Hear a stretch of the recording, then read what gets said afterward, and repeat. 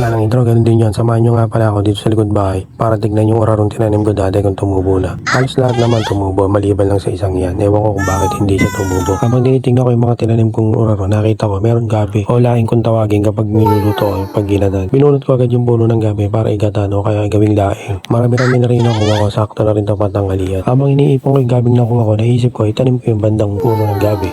May kasama siyang ugat nung binunot ko, kaya sayang naman kung hindi ko itatanim. Ilang piraso din yun na itanim ko. Habang nagtatanim ako, tinawag ako ni nanay. Tinanong ko ni nanay kung anong ginagawa ko. Sabi ko, tinatanim ko yung puno ng gabi at yung pinakadahon niya, gagatan ko, gagawin ko laing. Sabi ni nanay, masarap talaga igatan yan, lalo na kung may pritong dilis o kaya kahit anong isda. At sabi niya, mas masarap daw kung papatuyuin muna. Kaya ang ginawa ko, sinabit ko muna kasi naulan naman. Hindi ko kaya bilad sa araw. Kaya nag-isip ako anong uulamin ko. Kaya ang ginawa ko, kumuha akong talbos ng kamote, talbos ng saluyo, saka malunggay. Igigisa ko yan sa sardinas. Nagahit na ang bawang sibuyas, kamatis at igigisa ko lang yan doon. Nagsalang na rin ako ng sausage para sa ulam ng anak ko. Hindi naman kasi nakain ng sardinas yan o kaya gulay.